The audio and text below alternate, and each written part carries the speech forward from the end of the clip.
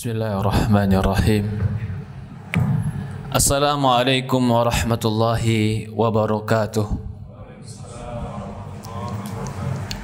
Innal hamdalillah nahmaduhu wa nasta'inuhu wa nastaghfiruh wa na'udzu billahi min shururi anfusina wa min sayyiati a'malina. May yahdihillahu fala mudilla lahu wa may yudlil fala hadiya lahu. Ashhadu an la ilaha illallah wahdahu la syarika lah wa ashhadu anna Muhammad abduhu wa rasuluhu la nabiyya ba'd. Qala Allah ta'ala fi kitabihil karim, ya ayyuhalladzina amanu taqullaha haqqa tuqatih fala tamutunna illa wa antum muslimun. Wa qala Allah subhanahu wa ta'ala, ya ayyuhalladzina amanu taqullaha wa qulu qawlan sadida yuslih lakum a'malakum wa yaghfir lakum dhunubakum wa may yuti'illaha wa rasulahu faqad faza fawzan 'azima. Fa inna asdaqal hadits kitaballah wa khairul hadi nabiyina Muhammadin sallallahu alaihi wa ala alihi wa sahbihi wa sallam wa syarrul umuri muhdatsatuha fa inna kulla muhdatsatin bid'ah fa inna kulla bid'atin dhalalah fa inna kulla dhalalatin finnar a'adzani wa iyyakum minan nar. Alhamdulillah, segala puja dan puji syukur kita panjatkan hanya kepada Allah Subhanahu wa taala Rabbul alamin, serta salawat dan salam selalu kita curahkan kepada baginda Nabi kita Muhammadin sallallahu alaihi wa ala alihi wa sahbihi wasallam, kepada keluarganya, kepada para sahabatnya, juga orang-orang yang mengikuti dan mencintainya ila yaumil qiyamah, sampai hari kiamat nanti. Alhamdulillah, ikhwanu fiddin wa akhwatu fillah, sahabatku yang dimuliakan, teman-teman yang dimuliakan dan dirahmati Allah Subhanahu wa taala. Alhamdulillah, di hari ini Allah pertemukan kita di dalam majelis ini. Mudah-mudahan pertemuan kita dalam majelis ini semata-mata hanya karena Allah Subhanahu wa taala. Rasulullah SAW mengatakan dalam sebuah hadis yang Rasulullah katakan, di antara orang-orang yang akan mendapatkan naungan Allah Subhanahu wa taala di yaumul qiyamah adalah orang yang ijtama'a alaihi wa iftaraqa alaihi. Mereka berkumpul karena Allah dan mereka berpisah karena Allah. Jika berkumpul kita di sini karena Allah, maka berpisah kita pun karena Allah.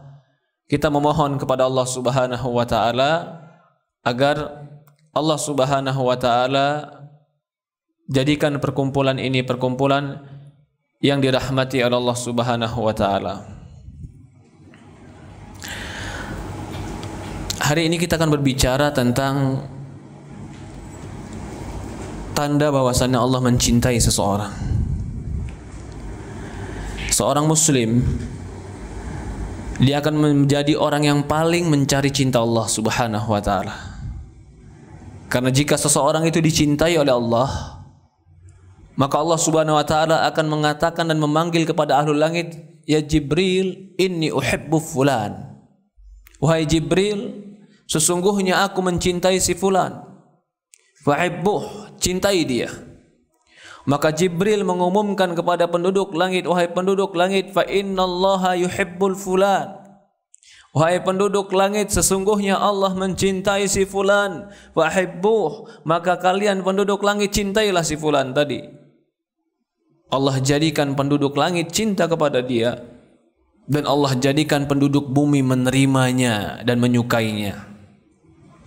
Dalam hadis yang lain, innallaha, jika aku menjadi orang yang dia cintai, kuntu sam'uhu alladhi yasma'u bih, aku menjadi pendengarannya yang dengannya dia mendengar.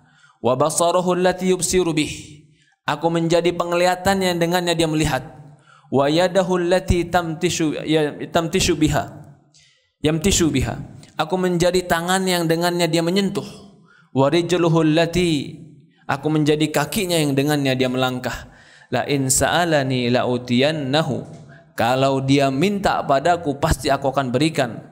La in istaghfara lani, atau jika dia mohon ampun padaku, la aghfirlah, Allah akan mengampuni dia. Banyak keutamaan jika seorang itu dicintai oleh Allah Subhanahu wa taala. Tapi apakah tanda-tanda bahwasannya Allah mencintai seseorang? Sebagian orang menganggap jika Allah mencintainya pasti dia akan dijadikan orang yang dikabulkan doanya. Sebagian orang menganggap kalau Allah mencintainya pasti Allah akan lapangkan hartanya. Sebagian orang menganggap kalau Allah mencintainya bahwasannya dia akan dinaikkan dudukannya di dunia. Padahal belum tentu. Belum tentu orang yang Allah lapangkan hartanya berarti Allah cintai. Belum tentu orang yang Allah tinggikan derajatnya di dunia dan dipuja oleh manusia berarti Allah cintai. Belum tentu. Bukankah Fir'aun, bukankah Namrud, bukankah Qarun, bukankah Abu Lahab, bukankah Abu Jahal, orang-orang yang memiliki kedudukan, orang-orang yang memiliki harta, bahkan sebagian mereka Allah biarkan harta mereka berlebih, tapi bukan karena Allah cinta pada mereka. Allah jadikan itu ujian untuk mereka. Dalam Quran Allah gambarkan, kami berikan mereka malu wal banun, kami berikan mereka mal, harta, wal banun, anak keturunan. Kalau sudah punya banyak anak keturunan, punya kekuatan keluarganya, apa tujuannya Allah katakan? Allah uji mereka. Nabi Daud alaihissalam, Nabi Ayub alaihissalam sakit, tapi Allah cintai dia. Nabi Ayub alaihissalam sakit bertahun-tahun, Allah cintai dia. Para nabi, bahkan ada nabi yang tidak ada pengikutnya. Apakah ada nabi yang Allah tidak cintai? Pasti nabi Allah cintai. Maka dalam sebuah hadis, hadis ini diriwayatkan oleh Imam Tirmidzi. Kata Rasulullah SAW, dalam hadis disebutkan, innal i'dhamul jaza ma'idhamul bala. Sesungguhnya besarnya pahala itu bersamaan dengan besarnya ujian. Faman radiya falahu ridha. Barang siapa yang ridho dengan ujian Allah akan ridho kepada dia. Faman sakhita falahu sukhut. Barang siapa yang mencela, memurka, tidak terima ujian Allah, falahu sukhat, dia akan diuji oleh Allah, dia akan dimurkai oleh Allah. Innallaha, sesungguhnya Allah, idza ahabba qauman, sesungguhnya Allah jika mencintai satu kaum, ibtalahum, Allah uji dia. Allah cinta berarti Allah apa kan? Uji. Kenapa kok dicinta itu diuji? Karena Allah ingin mengangkat derajatnya. Jadi jangan pernah orang mukmin mengatakan, kenapa hidup saya diuji? Saya kan sudah puasa, saya kan sudah sholat, saya kan sudah sedekah, saya kan sudah baik, saya kan sudah soleh. Kenapa Allah uji saya? Harusnya saya kalau sudah baik, sudah soleh, sudah sholat, sudah tahajud, sudah sedekah, harusnya saya nggak diuji. Ini sebagian pemikiran orang yang salah. Sehingga ketika dia sudah baik lalu dia diuji, dia kecewa dengan ujian Allah. Apakah ketika kita menjadi orang baik berarti kita lepas dari ujian? Bahkan Rasulullah mengatakan, inna asyaddun nasu bala'an al-anbiya. Orang yang paling keras balanya. Asyad itu keras, berat. Al-anbiya, orang yang paling keras ujiannya, bala. Bala itu kan bahasa Indonesia sekarang ya. Orang yang paling keras balanya itu para nabi. Tsummal amsal fal amsal. Kemudian orang semisalnya, kemudian orang semisalnya. Yubtala rajulu bihasabi dini. Orang akan diuji sesuai kadar agamanya. Fa in kana fi dini salabah zidat balauhu. Kalau dalam agamanya, imannya kokoh, Allah tambah ujiannya. Fa in kana fi dinihi riqqah. Tapi kalau agamanya rapuh, ringkih, khufifa'an, Allah ringankan bala untuk dia. La yazalu bala mu'min fi malihi wa nafsihi hatta yalqi Allah laisa lahu khati'ah. Rasulullah mengatakan maka bala dan ujian itu selalu akan menimpa seorang muslim sampai nanti dia bertemu Allah, tidak ada dosa bagi dia. Ya subhanallah.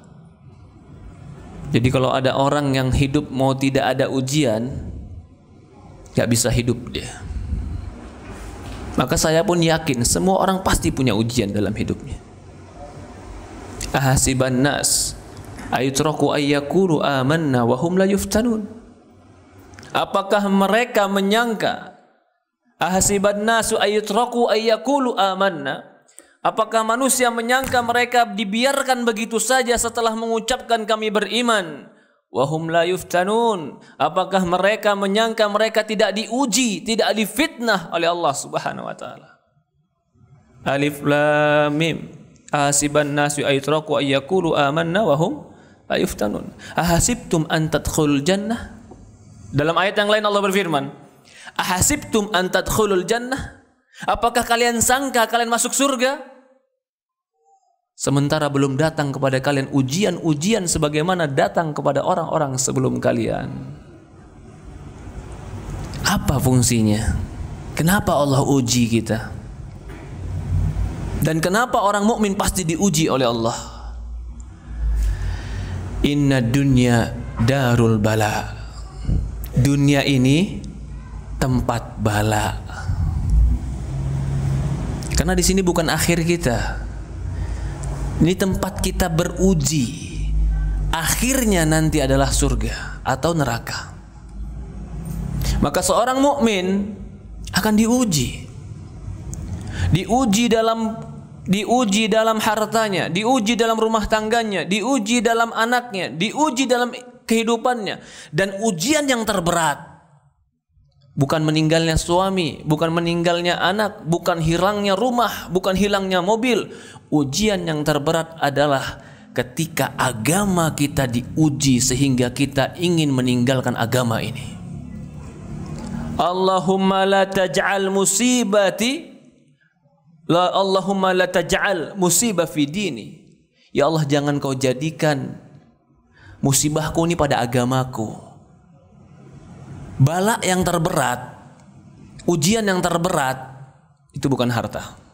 Harta jika Allah uji kita, dia akan hilang tapi dia akan kembali. Anak jika Allah uji kita, dia akan hilang tapi dia akan memberikan syafaat yaumul qiyamah. Orang yang kita cintai jika Allah ambil, innalillah, dia kembali kepada Allah, kita akan kembali kepada dia semuanya.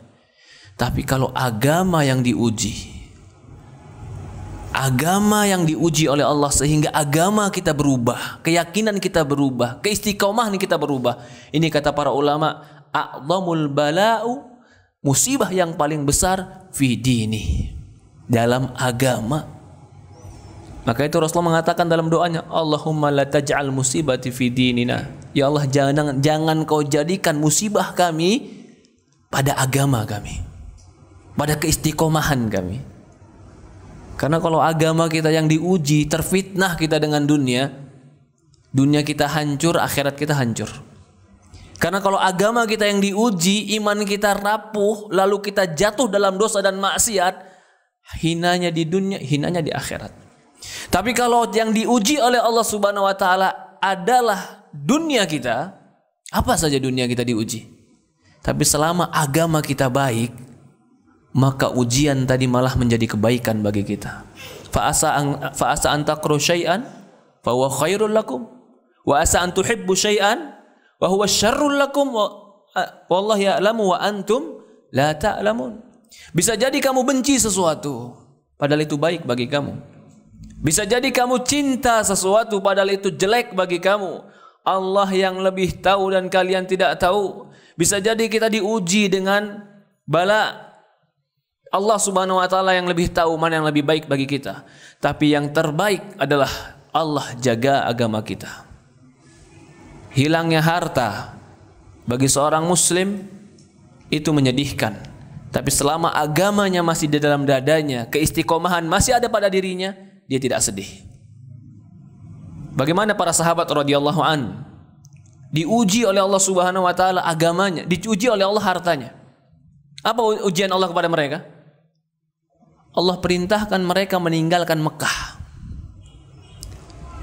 Diperintahkan Mekah, meninggalkan Mekah, pergi kemana? Pergi ke tempat Madinah. Sebagian pergi ke Ethiopia, Habasyah. Apa yang mereka tinggalkan? Di Mekah rumah mereka, di Mekah perkebunan mereka, di Mekah perdagangan mereka, di Mekah semua barang-barang punya mereka di Mekah. Kalau seandainya mereka pergi ke Madinah, berapakah kekuatan onta untuk mengangkut barang itu? Sampai Madinah, apakah mereka langsung dapat tanah? Apakah mereka langsung dapat perdagangan? Apakah mereka langsung dapat pertanian? Lil fuqara'il muhajirin. Allah berikan mereka lakop fakirnya muhajirin. Kenapa setiap kalimat muhajir di dalam Quran selalu dikaitkan dengan fakir? Padahal dalam muhajirin ada Abu Bakar, dalam muhajir ada Utsman, dalam muhajir ada Ali, ada Umar. Kenapa kata lil fuqara? Karena ketika mereka meninggalkan Mekah, pergi ke Madinah, fakir. Mereka tinggalkan rumah mereka, mereka tinggalkan harta mereka, mereka tinggalkan perkebunan mereka tinggalkan semuanya. Yang mereka bawa cuma satu, agama mereka bersama Rasulullah SAW. Bagi mereka itu semua ringan. Selama agama ini masih di dada kami, itu semua ringan. Dan akhirnya Allah buktikan, semua yang telah hilang tadi dengan hijrah, di akhirnya Allah kembalikan kepada mereka. Utsman dapat membebaskan sumur di kota Madinah yang harganya mahal. Utsman, Abu Umar bin Khattab dapat mewakafkan sebagian tanahnya di Khaybar. Abu Bakar As-Siddiq, orang yang paling bisa membebaskan dan paling banyak bersedekah. Tapi kenapa di Quran dikatakan lil fuqara? Lil fuqara'il muhajirin, fakir-fakirnya muhajirin. Mereka telah teruji dengan perintah Allah, diuji dengan meninggalkan harta, meninggalkan tempat tinggal mereka, meninggalkan perkebunan mereka untuk pergi ke Madinah. Itu ujian mereka. Mereka diuji, kalau mereka tinggalkan itu, Allah muliakan mereka menjadi sahabat muhajirin. Berarti ujian itu bukan hanya berupa sakit. Ujian itu bukan berupa hanya hilangnya harta. Ujian juga berupa perintah dari Allah. Perintah dari Allah ujian. Sahabat Muhajir Ansar ujiannya disuruh perintah untuk meninggalkan Mekah, meninggalkan harta mereka. Ya subhanallah, itu berat. Nabi Ibrahim ujiannya apa? Perintah untuk menyembelih Ismail. Ya subhanallah, Ismail itu anak kesayangan Ibrahim. Ibrahim menikah puluhan tahun dengan Hajar, tidak dapat anak, belum memiliki anak sampai dia berdoa kepada Allah, sampai akhirnya Allah ingin memberikan anak. Ini murati akhir, ya Allah, perempuan istriku ini akhir itu menofus. Apakah mungkin dia punya anak? Akhirnya Allah kasih anak. Ketika Allah kasih anak, Ibrahim berusia 70 tahun lebih, Hajar berusia 60 tahun lebih. Sarah akhirnya punya anak. Begitu punya anak, Allah gambarkan anaknya bagaimana? Anaknya halim, baik, patuh. Apa yang Allah perintahkan kepada Ibrahim? Ibrahim mengatakan kepada anaknya, Inni ara fi manam an atbahuk. Wahai Ismail, aku lihat dalam mimpiku aku menyembelihmu. Apa pendapatmu? Ya abati if'al ma tu'mar satajiduni insyaallah minas sabirin. Ismail berkata, ya Bapak, aku lakukan apa yang diperintahkan oleh Allah. Engkau akan mendapatkan aku menjadi orang-orang sabar. Akhirnya Allah letakkan, Ibrahim letakkan Ismail, diletakkan pisau di leher Ismail. Ketika dia ingin menyembelihnya, Allah katakan, kami ganti dengan dabhin azim. Kami ganti dengan kambing yang besar. Di akhir ayat Allah katakan, seperti itulah qad sadaqta ru'yak. Ya Ibrahim, engkau telah membenarkan mimpimu dan wahyu. Ternyata perintah itu cuma ingin tahu apakah dia membenarkan perintah Allah atau tidak. Jadi datangnya ujian itu ingin tahu apakah kita jujur beriman kepada Allah atau tidak. Kalau semua orang mengatakan percaya kepada neraka, semua orang akan bisa mengatakan itu. Tapi kapan seseorang itu diketahui kadar kepercayaan dia kepada neraka? Ketika di hadapannya ada ujian. Ketika orang bilang tidak boleh makan riba. Haram, saya tidak mau makan riba. Semua orang pun bisa. Tapi ketika dia dihadapi dengan masalah dan dihadapannya riba, itulah ujian sebenarnya. Ujian lisan mengatakan haramnya khamar, itu semua orang tahu jawabannya. Ujian lisan, apakah zina itu haram? Orang muslim tahu jawabannya. Tapi kapan ujian itu betul-betul menjadi ujian dan fitnah?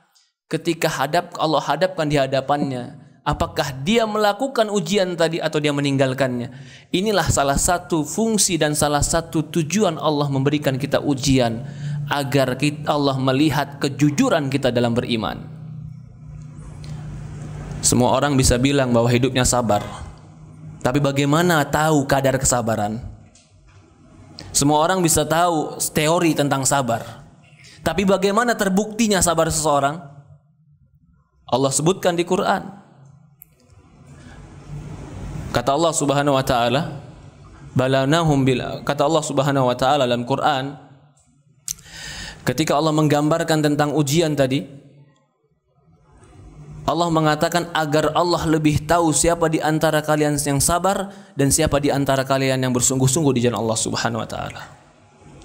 Maka kata para ulama, salah satu hikmah dari ujian adalah ingin melihat kadar iman kita. Terkadang ada orang diuji dengan susah, kesempitan hidup. Tapi kalau dia tetap di atas ketaatan dan kebaikan, maka dia tetap baik. Ada orang terkadang diuji dengan harta yang lapang. Tapi kalau dia tetap istiqomah di atas agama Allah dan taat kepada Allah, maka dia tetap di atas kebaikan.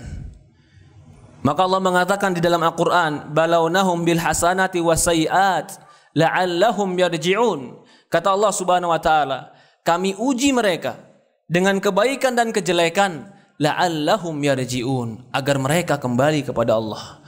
Jadi ujian itu bisa berupa kebaikan, ujian itu bisa berupa kejelekan.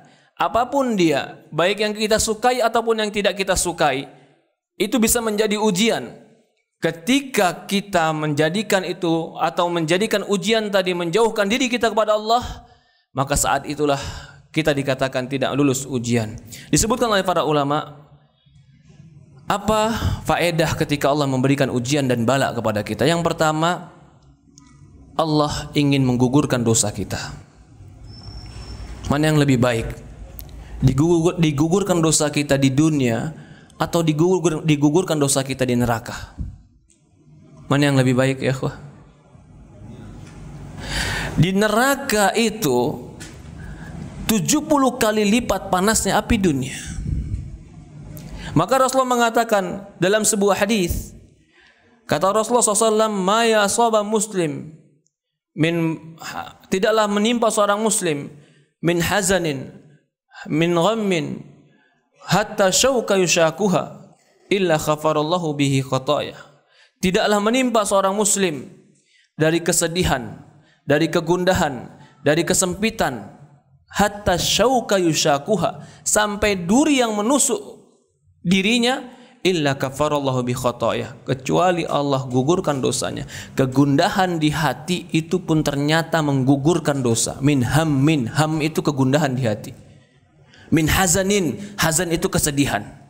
Maka apapun yang menyedihkan kita dan menggundahkan hati kita, itu menggugurkan dosa kita.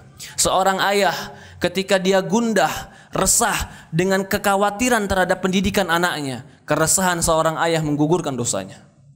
Ketika seorang ibu resah ketika anaknya keluar di siang hari dan tidak tahu bergaul dengan siapa, kegundahan hati seorang ibu ini menggugurkan dosanya. Ketika seorang ayah dia gundah dengan usahanya, yang usaha ini dia harapkan untuk bisa menafkahkan anak istrinya, dia resah dengan usahanya, keresahannya menggugurkan dosanya. Setiap yang melanda dan menimpa seorang muslim, walaupun hanya keresahan hati, kegundahan hati, kesedihan hati, sampai duri yang menusuknya, Allah gugurkan dosanya. Kata para ulama, yang pertama, bala bertujuan menggugurkan dosa, agar kita ketemu Allah laisa lahu khati'ah. Maka Rasulullah mengatakan tadi, la yazulul bala fil mu'min bil mu'min, akan terus ada bala pada orang beriman. Hatta yalqiyallah laisa lahu khati'ah, sampai dia ketemu Allah dan dia tidak berdosa. Tapi kita tidak boleh meminta bala supaya menggugurkan dosa kita. Jangan. Ada seorang sahabat datang tahun pertama ke Rasulullah SAW dengan fisik yang bagus. Datang di tahun yang kedua, fisiknya lemah, kurus, terlihat seperti orang sakit. Sampai Rasulullah SAW kaget sama dia. Kenapa kau ini? Sampai dia ceritakan, ya Rasulullah, aku minta sama Allah supaya disegerakan aja kalau ada dosa-dosaku di dunia daripada nanti di akhirat ditagih. Akhirnya dia tertimpa sakit yang tidak berhenti. Kata Rasulullah SAW, jangan kau minta itu. Lebih baik minta ampunan kepada Allah Subhanahu wa taala. Karena kalau seandainya semua dosa kita langsung menjadi bala dan ujian, kita tidak akan pernah sanggup. Allah mengatakan wa ya'fu an katsir. Wa ma asabakum min musibatin illa bima kasabat aydikum. Semua musibah yang menimpa dirimu itu karena ulah tanganmu sendiri. Wa ya'fu an katsir, dan banyak yang Allah ampuni. Kenapa di akhir ayat dikatakan banyak yang Allah ampuni? Di awal ayat dikatakan musibah itu karena tanganmu. Karena kalau seandainya semua musibah tidak diampuni Allah lalu langsung diberikan kepada kita, kita tidak akan pernah sanggup. Jadi sedikit musibah yang disampaikan kepada kita atau yang tertimpa kepada kita, yang lebih banyaknya adalah diampuni oleh Allah. Orang mukmin menyadari musibah apapun yang menimpa dirinya mukaffiratud dzunub, menggugurkan dosa. Ketika dosa tergugurkan dan dia berhadapan dengan Allah Subhanahu wa taala laisa lahu khati'ah, maka itu kebanggaan bagi dia. Yang kedua, kata para ulama, terkadang Allah Subhanahu wa taala memberikan ujian bala li raf'id darajat, karena Allah ingin mengangkat derajatnya. Nabi diuji oleh Allah karena Allah ingin mengangkat derajatnya. Para sahabat diuji oleh Allah karena Allah ingin mengangkat derajatnya. Orang-orang soleh diuji oleh Allah karena Allah ingin angkat derajatnya. Diangkatnya derajat itu merupakan salah satu kemuliaan. Maka orang-orang soleh, dikatakan dalam hadis yang kita bacakan tadi, asyaddun nas bala'an al-anbiya, orang yang paling keras ujiannya adalah para nabi. Tsummal amsal fal amsal, kemudian orang semisalnya, kemudian orang semisalnya. Yubtala rajulu bihasabi dinih, orang akan diuji sesuai agamanya. Orang yang sabar, orang yang bersyukur, orang yang ridha, maka akan diangkat derajat oleh Allah Subhanahu wa taala. Di antaranya juga Allah terkadang menguji kita agar Allah membukakan kepada kita pintu taubat, kerendahan hati, kerendahan diri. Betapa banyak orang tertimpa musibah akhirnya dia mampu bangun malam. Betapa banyak orang tertimpa musibah akhirnya dia mampu pergi ke masjid. Berapa banyak orang tertimpa musibah akhirnya dia mampu untuk melakukan puasa Senin Kamis. Berapa banyak orang tertimpa musibah yang akhirnya dia kembali kepada Allah, dia angkat tangannya, dia teteskan air matanya, dia katakan, ya Allah, aku taubat padamu. Ternyata Allah menginginkan kebaikan untuk dia dengan musibah yang ada pada dia. Allah terkadang memberikan kesempatan seseorang dengan taubat, Allah berikan dia musibah. Karena Allah ingin mendengar doa-doanya. Karena Allah ingin mendengar air matanya terjatuhkan dan tangannya di tengadah. Dan dia mengatakan, ya Allah, tolong aku. Terkadang Allah Subhanahu wa taala membiarkan hambanya dalam kesulitan, bukan karena Allah menginginkan kesulitan buat hambanya, tapi Allah menginginkan hambanya tadi mendekatkan diri kepada Allah. Bisa jadi musibah-musibah atau ujian yang Allah berikan kepada kita karena Allah ingin dekat dengan kita, atau Allah ingin mendekatkan diri kita kepadanya. Dikatakan oleh para ulama lagi, di antaranya juga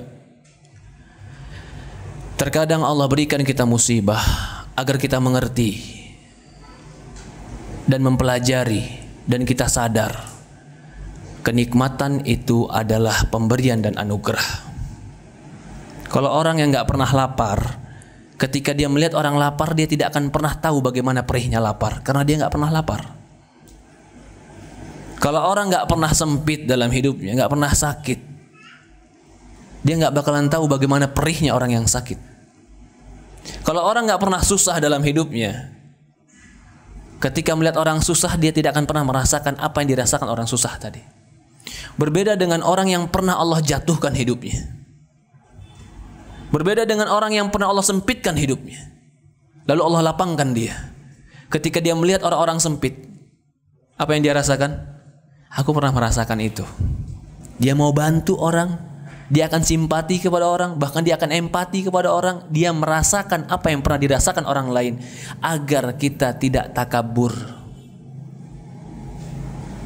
Jadi terkadang kita memang harus letih dalam hidup kita, betul. Mungkin Allah ingin mengangkat derajat kita. Ketika kita sudah di atas, jangan pernah kita lupa bahwasannya kita pernah di bawah. Ketika kita sudah nikmat, jangan pernah lupa bahwasannya kita pernah capek. Ketika kita telah lapang, jangan pernah lupa bahwasannya kita pernah sempit. Maka bantulah mereka yang sempit, bantulah mereka yang sulit, bantulah mereka yang pernah mengalami apa yang kita alami. Subhanallah. Terkadang ujian dari Allah, bala dari Allah menjadi pelajaran untuk hidup kita.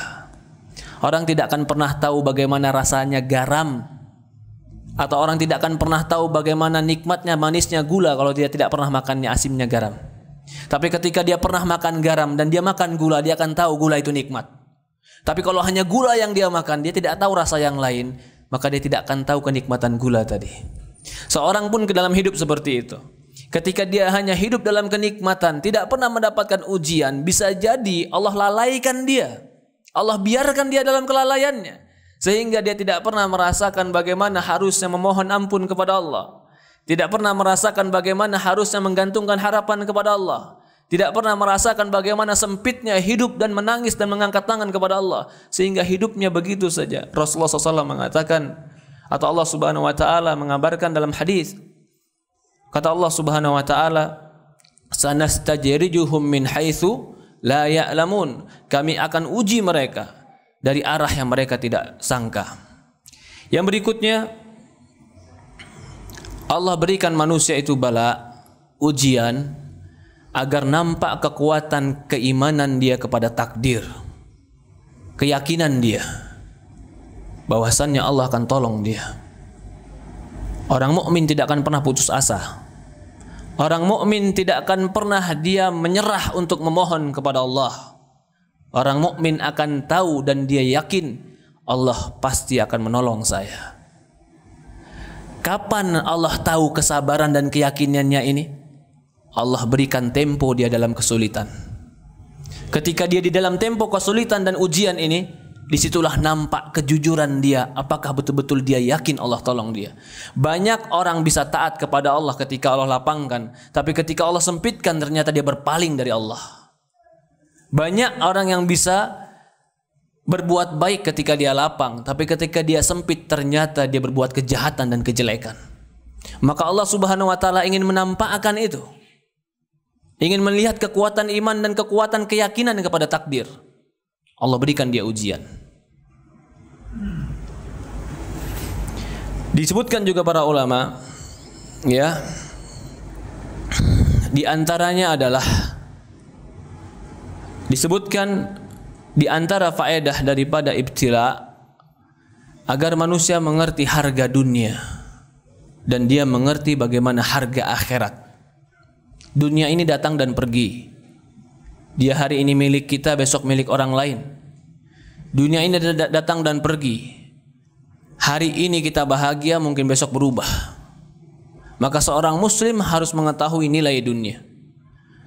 Rasulullah SAW mengatakan, masalud dunya indallah, perumpamaan dunia di sisi Allah, kaja'al ahadukum isba'i fil yam, seperti salah seorang kalian meletakkan jarinya di lautan, fanzur bima yarji', lihat apa yang kembali, itulah dunia. Yang setetes itu dunia, wa samudra, yang luas itu adalah akhirat. Seorang mukmin harus mengerti bahwasannya akhirat lebih besar daripada dunia. Manusia dalam bala ada 3. Sebagian menyebutkan 4. Manusia dalam menghadapi bala ada 4. Sebagian mengatakan ada 3. Yang pertama, ini adalah orang yang paling jelek. Sudah dia tertimpa bala kesulitan, malah bertambah dosa dia dengan bala tersebut. Ini adalah orang yang mencaci dan tidak terima dengan ujian Allah. Faman sakhita falahu sukhat. Barang siapa yang murka dengan ujian Allah, Allah murkai dia. Ketika dia sudah dapat ujian, mobilnya hilang, dia malah mencela Allah. Mobil yang gak balik, dia malah dapat murka Allah. Ketika dia dapat ujian, hartanya hilang, dia malah berpaling dari Allah dan tidak mau. Subhanallah, ada ini sebagian orang. Saya dengar sebagian akhwat, ya, di tempat yang jauh, suaminya Masya Allah tulabul ilmi, baik akhlaknya, sholat 5 waktu di masjid, cuman kekurangannya 1, karena dia tulabul ilmi, hartanya kurang, karena dia belajar ilmu agama.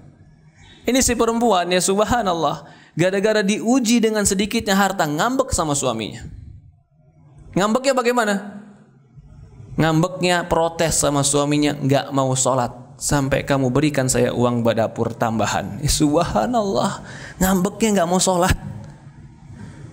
Ini udah diuji, hartanya kurang, agamanya pun rusak. Ini bala di atas bala namanya. Ini ujian di atas ujian namanya. Sudah tahu kesempitan ekonomi itu ujian, apakah kita tinggalkan pula agama kita? Apakah kita sangka ketika kita tidak beribadah kepada Allah, Allah akan curahkan kepada kita rahmat? Apakah kita sangka ketika kita tidak beribadah kepada Allah, berarti Allah butuh kita lalu Allah berikan kepada kita kebutuhan kita? Gara-gara kita nggak sholat lalu Allah kasih kebutuhan kita.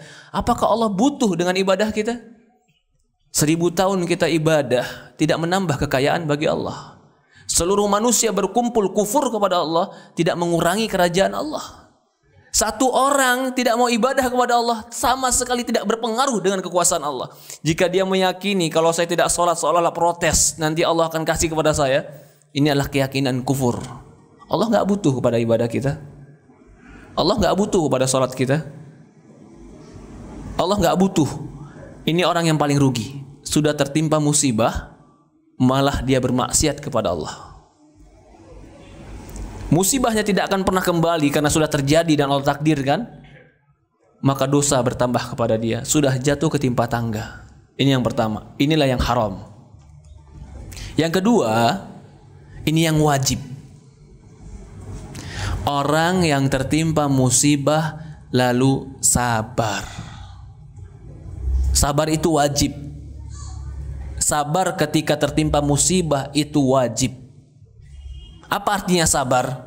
Dia tetap dalam bingkaian syariat Islam walaupun hatinya berat. Tangannya tetap sesuai syariat, mulutnya tetap sesuai syariat, perbuatannya tetap sesuai syariat, tidak keluar dari syariat walaupun hatinya berat. Mulutnya tidak mencela, tangannya tidak memukul, kakinya tidak melangkah yang haram, walaupun hatinya panas. Itu namanya sabar. Maka sabar itu secara bahasa dikatakan imsak, menahan, karena ada yang ditahan dalam dirinya. Itu sabar namanya.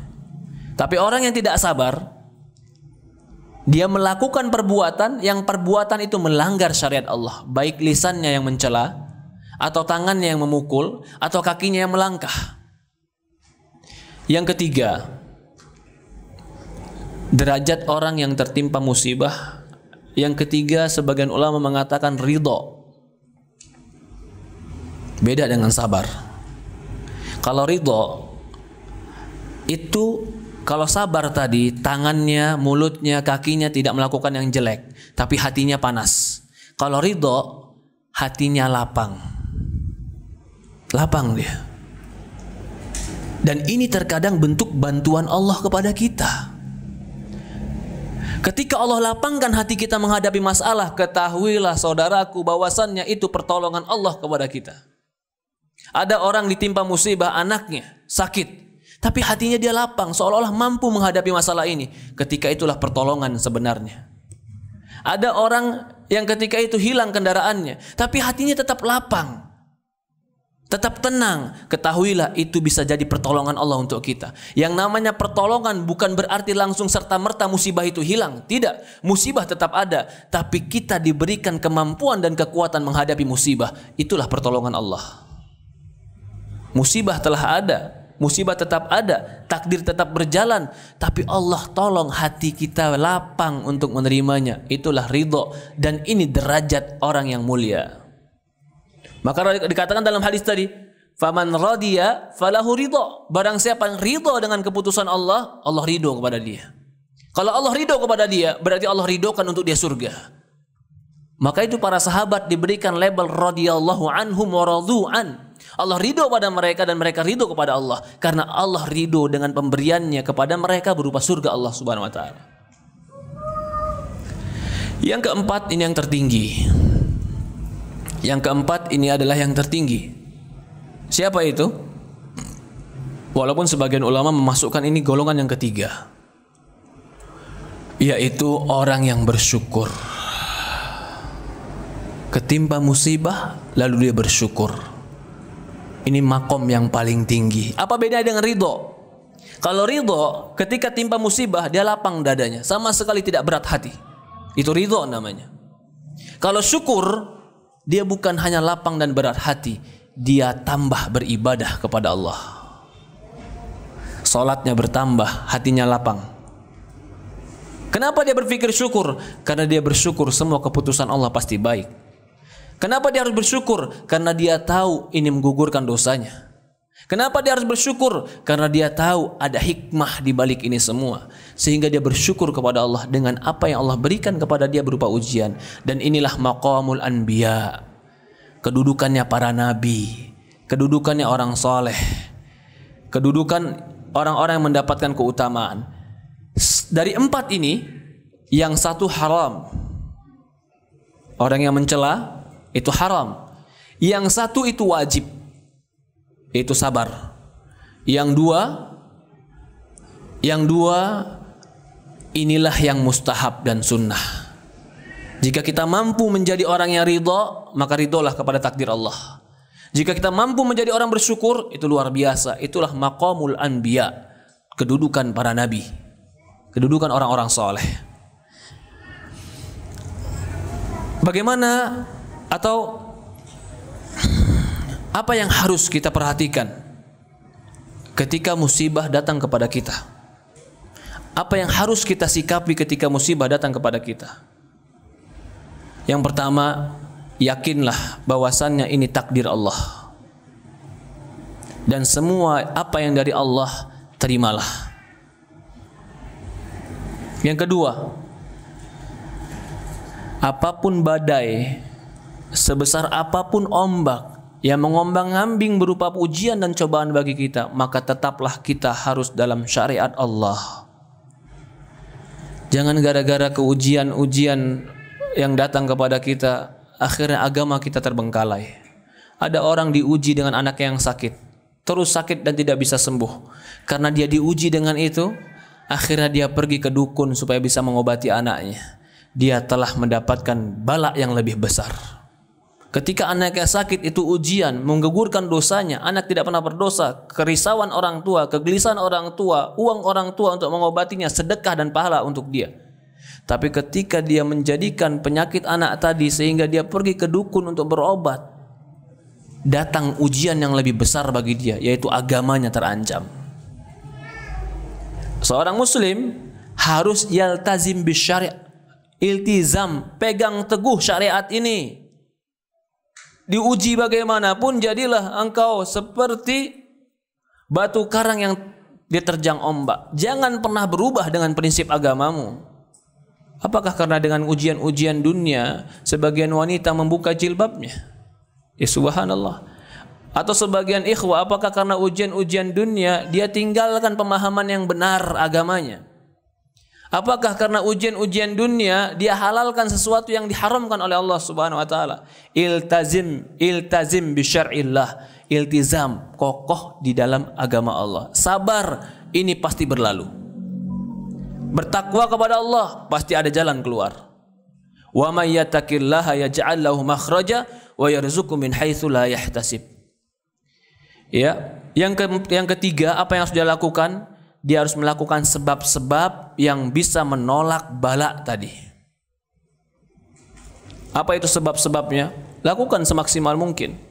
Berobat jika itu penyakit, atau bekerja jika itu ekonomi, atau apapun. Tempuh sebabnya. Yang keempat, apa yang wajib dilakukan seorang muslim ketika tertimpa musibah? Yastaghfirullah, istighfar kepada Allah, taubat sama Allah, banyak zikir kepada Allah, istighfar. Rasulullah SAW fil yaum akthar min mi'atil marrah. Rasulullah SAW beristighfar kepada Allah satu hari lebih daripada 100 kali. Baginda Rasulullah. Padahal di zaman itu dia nggak pernah lihat orang-orang seperti zaman sekarang. Matanya lebih terjaga, telinganya lebih terjaga, kehidupannya lebih terjaga. Tapi Rasulullah SAW satu hari akthar min mi'atil marrah, lebih dari 100 kali. Maka kita kalau mau diangkat bala oleh Allah, banyak istighfar. Banyak istighfar, banyak bertaubat, ya, agar Allah Subhanahu wa taala mengangkat dosa-dosanya. Di sini juga disebutkan oleh para ulama, di antara perkara yang bisa meringankan dan mengangkat bala, yang pertama adalah doa kepada Allah. Berkata Syekhul Islam Ibnu Taimiyah, doa'u sababu yadfa'al bala. Doa itu sebab tertolaknya bala. Fa idza kana aqwa minhu daf'ah, idza kana sababul bala aqwa lam yadfa'. Kalau doa itu lebih kuat, maka doa tadi akan menolak bala. Tapi kalau sebab-sebab bala itu lebih kuat dan doanya lemah, maka bala akan turun. Apa sebab-sebab bala? Kenapa Allah berikan sebab bala? Salah satunya apa?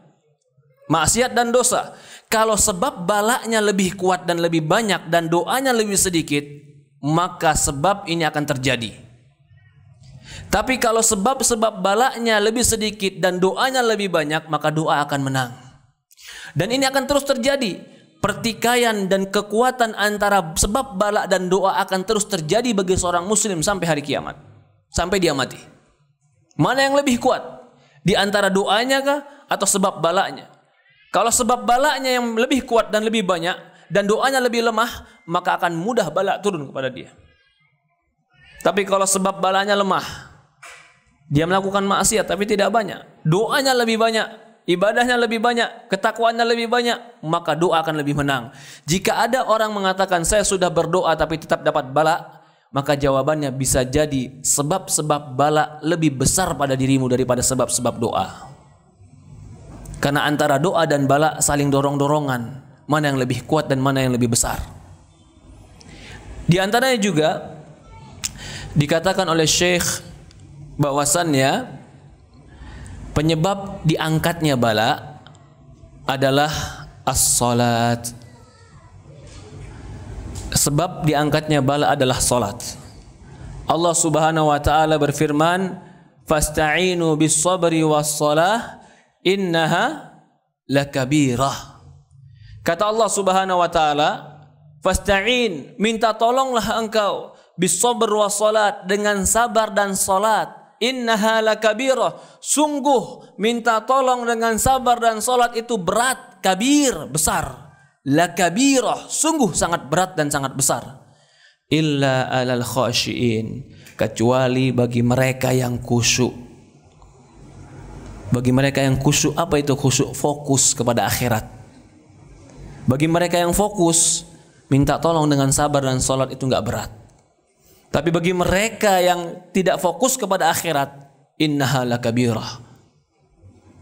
Salah satu pengangkat bala dan penyebab bala itu terangkat adalah salat. Memperbanyak salat. Maka Rasulullah SAW ketika ingin beberapa kali peperangan yang dilakukan Rasulullah SAW adalah salat dulu. Karena salat sebab datangnya pertolongan. Salat sebab ditolaknya bala. Salat sebab Allah Subhanahu wa taala mengabulkan doa dan permohonan. Dan di antaranya juga kata para ulama, sedekah. Sedekah itu juga bisa menolak bala. Mengangkat bala itu sedekah. Dalam sebuah hadis Rasulullah mengatakan, tadawu bisadaqah.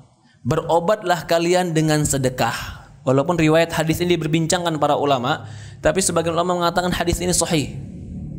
Bahwasannya berobat dengan sedekah, sedekah itu bisa mengangkat bala dan bisa mengangkat penyakit. Sedekah. Kalau kita lihat pada kisah-kisah banyak sekali orang-orang yang berobat dengan cara bersedekah. Sedekah bisa mengangkat bala. Yang berikutnya, ya, di antaranya adalah tilawatul Quran, memperbanyak baca Al-Quran. Dapat bala, dapat ujian, dapat kesempitan, dapat kesulitan, bukan malah banyak main game. Nah, ini siapa nih? Kalau lagi dapat ujian banyak yang main game. Bukan banyak baca Quran, malah aduh lagi pusing anak Ustaz. Ngaji yuk, enggak anak lagi pusing. Ya subhanallah, ente lagi pusing malah jauh dari majelis ilmu. Ente lagi lemah malah jauh dari tempat yang menguatkan. Anak lagi pusing Ustaz. Lalu apa? Enggak taklim. Lalu bagaimana? Sholatnya enggak berjamaah. Lalu bagaimana?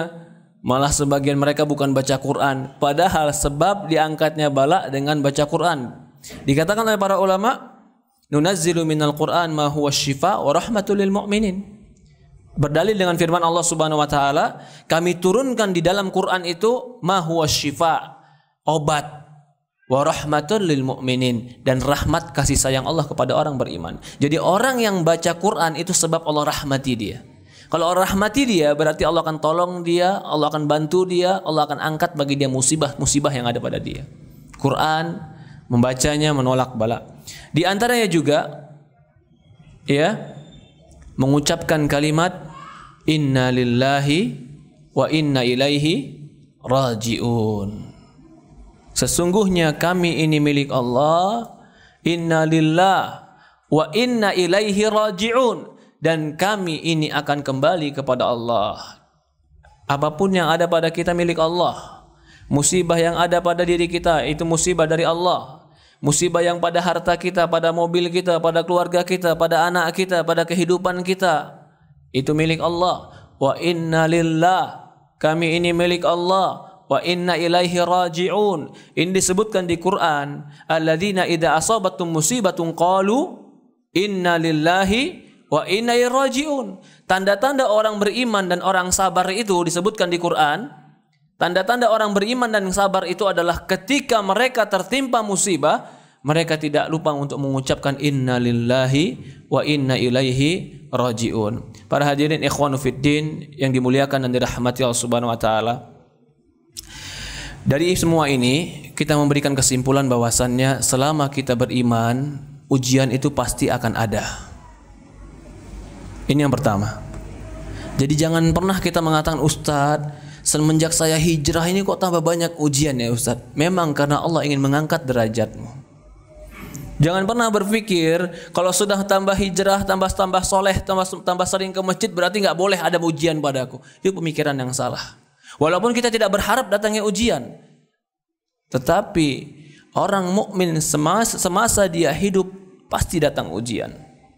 Yang kedua, kalau kita sudah tahu pasti datang ujian, pahamilah ujian itu untuk mengangkat derajat kita dan menggugurkan dosa kita. Yang ketiga, kalau datang ujian maka sabarlah. Itu adalah makom yang terendah.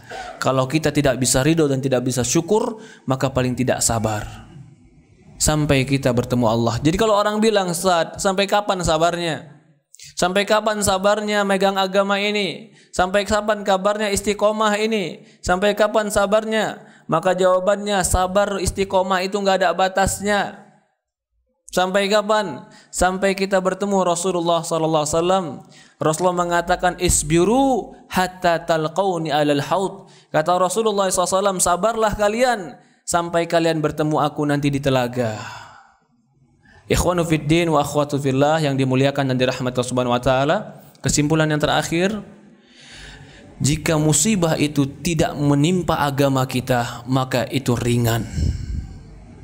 Tapi musibah itu jika menimpa iman kita sehingga kita menjadi futur, atau kita meninggalkan keistiqomahan, atau kita meninggalkannya atau mengerjakan yang haram, itulah musibah yang terbesar. karena agama kita yang menjadi taruhannya. Ketika bukan agama kita yang rusak, maka tetaplah katakan alhamdulillah ala kulli hal. Tapi ketika agama kita yang terancam, ketahuilah itu ujian yang berat. Allahumma la taj'al musibatana fi dinina. Ya Allah, jangan kau jadikan musibah kami pada agama kami. Ada orang yang diuji musibah dengan agamanya sehingga dia berbalik kepada kekufuran, berbalik kepada kefuturan, berbalik kepada kemaksiatan, berbalik kepada kejahiliaan. Dia telah diuji walaupun hartanya melimpah.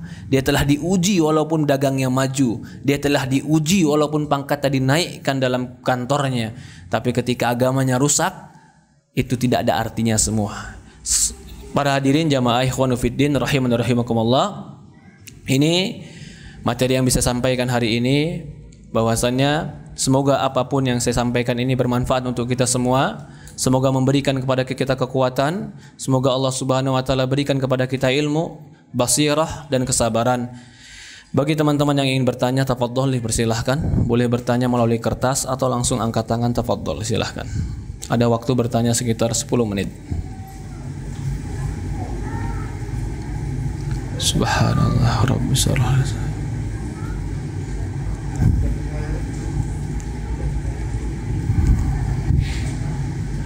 Silahkan Pak. Waalaikumsalam warahmatullahi wabarakatuh.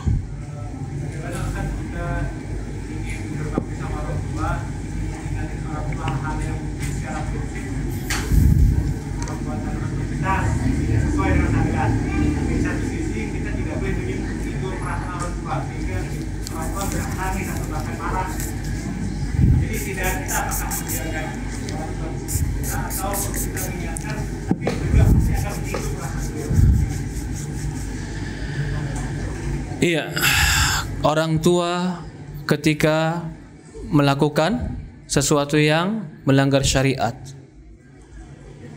kita anak harus berbakti dan harus dipahami. Makna berbakti itu adalah berbuat baik. Dan yang terbaik itu adalah anak yang mengantarkan orang tua ke surga.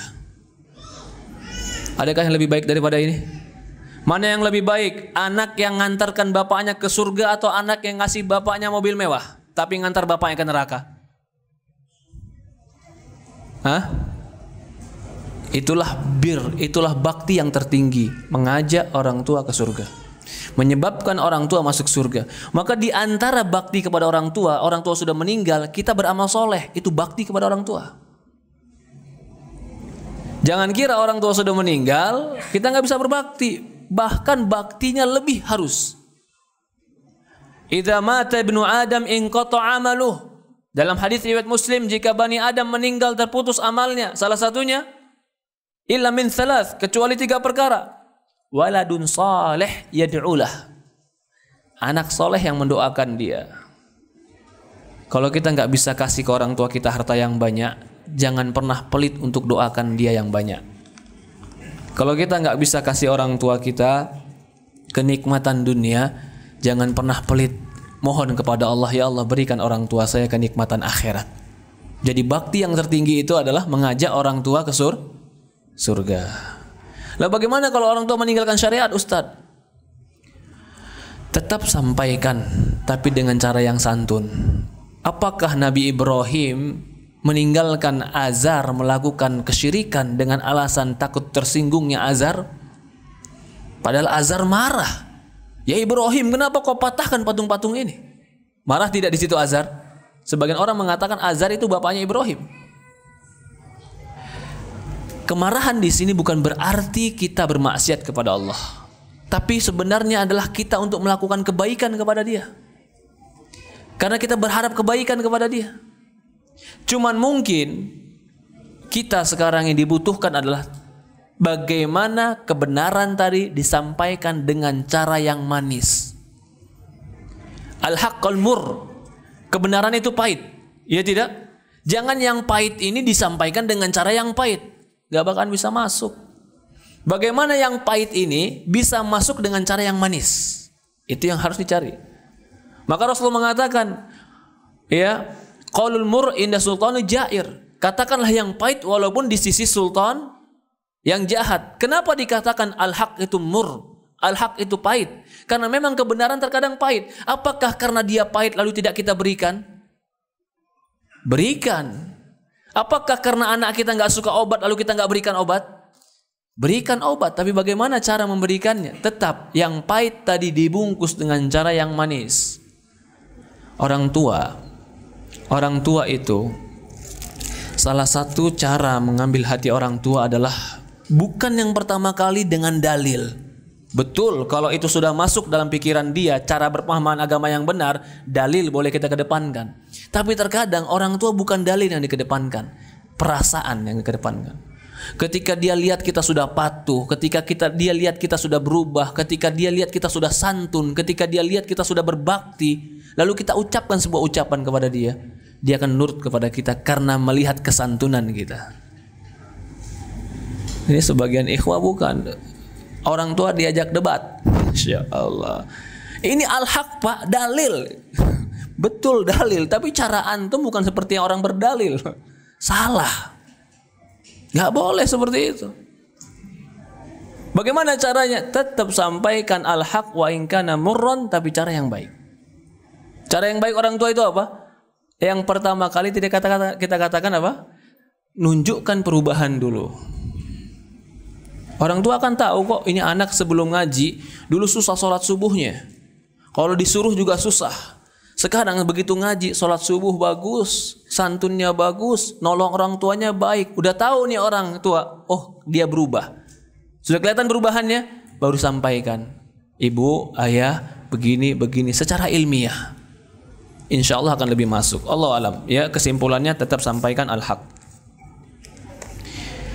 Bismillah, izin bertanya, jika ada orang yang berbuat zalim kepada kita lalu kita mendoakan keburukan untuknya dan ternyata Allah mengabulkan doa tersebut, apakah kita berdosa dalam hal tersebut? Ustaz, jazakallah khair. Tidak berdosa. Maka Rasulullah mengatakan dalam sebuah hadis, fattaqu da'wata madlum fa innahu laisa bainahu wa bainallahi hijab. Takutlah kalian dengan doa orang terzalimi, karena di antara orang yang terzalimi dengan Allah tidak ada hijabnya. Dalam hadis yang lain Rasulullah mengatakan doa yang mustajab yang tidak akan ditolak, kata Rasulullah SAW, da'watu madlum, doa orang yang terzalimi. Maka doa orang terzalimi itu selama doanya semakna dan senilai dengan makna kezaliman tadi, itu tidak berdosa. Tapi alangkah baiknya jika dia memaafkan. Khudil af wa'mur bil ma'ruf wa'rid anil jahilin. Allah mengatakan, jadilah engkau pemaaf, ajaklah pada kebaikan dan berpalinglah dari orang-orang bodoh. Memaafkan lebih mulia daripada membuat kebencian.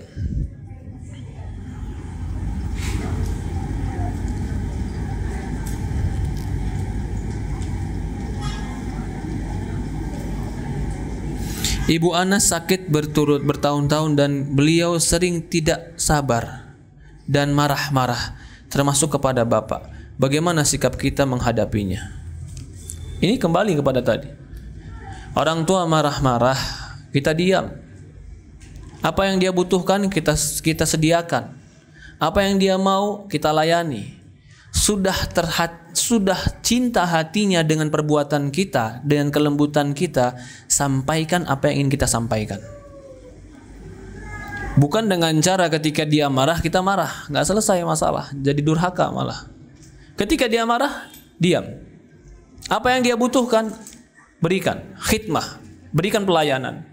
Ketika hatinya telah luluh, baru katakan apa yang ingin kita katakan. Sabar. Bisa jadi dia marah-marah ketika mendapatkan penyakit karena dia nggak tahu bahwasannya penyakit ini penggugur dosa.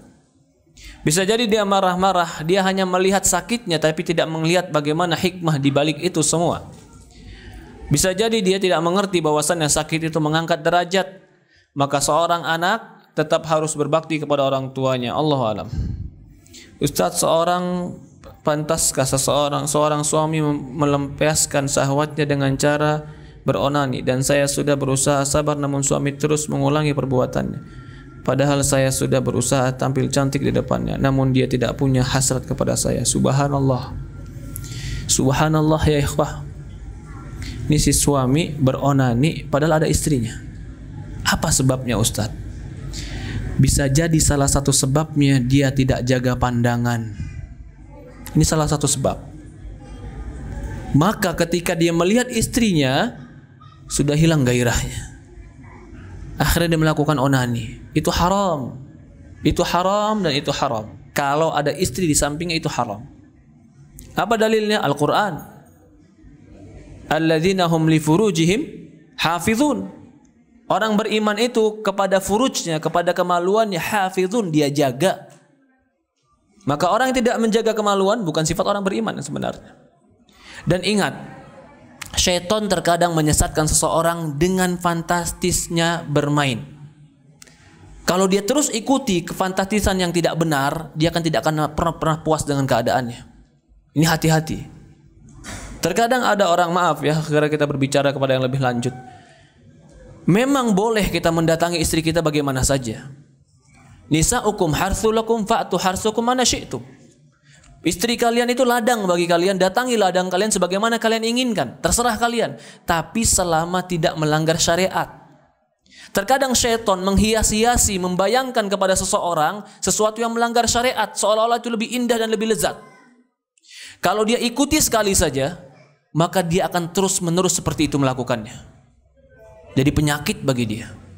Ketika sudah menjadi penyakit bagi dia dan dia nggak bisa menguasai dirinya, akhirnya dia memiliki kelainan seksual.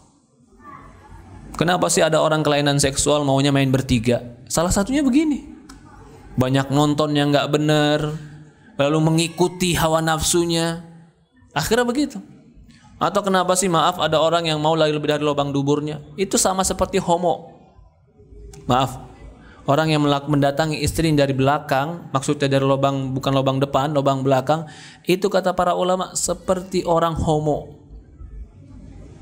Kalau dia ikuti terus itu, menjadi penyakit bagi dirinya. Maka sebelum jadi penyakit, di-cut, potong, jangan ikuti. Syaitan yang mengganggu. Maka itu kenapa ketika menggauli istri doanya, aku berlindung, Allahumma arzuqna, Allahumma jadni syaitan wa jadni syaitan ma razaqtana. Ya Allah, jauhkan kami dari syaitan dan jauhkan syaitan dari rizki yang telah kau berikan kepada kami. Karena syaitan terkadang menghias-hiasi yang lain, fantastis yang lain, sehingga keluar dari yang benar. Kenapa terkeluar pikiran-pikiran itu? Karena selama ini dia melihat sesuatu yang tidak benar yang boleh dilihat. Maka salah satu dampak negatif daripada melihat pornografi adalah menjadikan seksualnya dan arah seksualnya pun salah. Hindari, jauhkan, itu haram. Jadi laki-laki seperti ini, dia harus mengobati dirinya. Dia harus mengobati dirinya agar dia menahannya. Bagaimana caranya Ustadz? Ya subhanallah, ada istri di sampingmu. Ada istri di sampingmu. Sekarang begini, maaf saya ceritakan lagi karena pertanyaan. Ketika dia bisa keluar mani dengan tangannya, apakah istri nggak punya tangan? Hah? Nggak mungkin istri nggak punya tangan kiri, tangan kanan. Pasti ada tangannya. Ya sudah, pakai tangan istri. Kalau keluar pakai tangan istri, haram atau halal? Halal. Kalau keluar pakai tangan dia, haram atau halal? Haram. Sama-sama tangan. Subhanallah. Enggak Ustaz, beda rasanya. Enggak, syaitan itu. Jangan ikuti syaitan. Jangan ikuti syaitan seperti itu. Ya. Allahu a'lam. Maka bagaimana sikap istrinya? Sikap istri yang pertama adalah dia tadi sudah berusaha cantik di hadapan suaminya, Masya Allah. Mudah-mudahan usaha dia berdandan di hadapan suami dihitung pahala oleh Allah. Itu bagus. Tapi alangkah indahnya dia tambah dengan nasihat. Dia tambah dengan nasihat. Bisa jadi suaminya bisa melihat sesuatu yang haram atau menonton sesuatu yang tidak benar. Mungkin itu terjadi, nasihatkan untuk suaminya. Ya, dan nasihatkan bahwasannya itu haram. Subhanallah.